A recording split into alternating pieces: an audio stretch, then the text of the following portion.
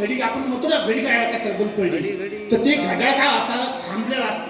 तशा पद्धतीने कीर्तनात बसले की भगवंत तुमचा काळ काय करतो थांबून ठेवतो आणि तुम्हाला सत्कर्म करण्यासाठी तोच असणारा वेळ भगवंत पुढं तुम्हाला संधी देतो. म्हणून म्हणलं की भगवंत असणाऱ्या संतांनी सांगितलं की तुका म्हणे काळा हाना तोंडावरी भाता बारा हरी रामबाणी.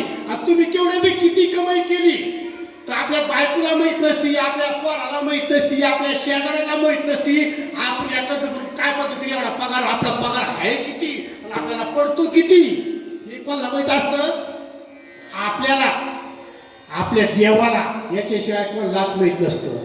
आणि ज्यावेळेस आपल्या हातातून ज्यावेळेस ती प्रॉपर्टी निघून जाते त्यावेळेस आपल्याला लक्षात येतं मग ती दुनियाला कोणालाच माहित नसतं.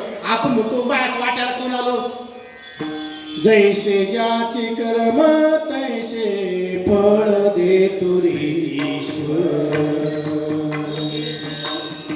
जगी जीवनाचे सार घ्यावे जाणून सत्वर. जगी जीवनाचे सार घ्यावे जाणून सत्वर. जैसे ज्याचे कर्म तैसे फळ देतो रे ईश्वर. जैसे ज्याचे कर्म तैसे फळ देतो रे ईश्वर. हे कीर्तनामध्ये चालत नाही बरं का एक शेपक आहे पण तुम्हाला माहित आहे म्हणून मी तुमच्यासाठी म्हणलोय.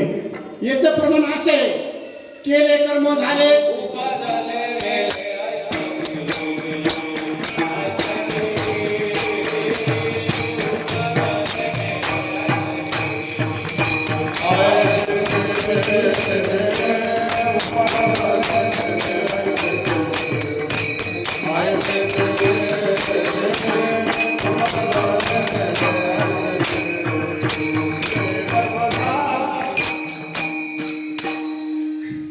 केले कर्म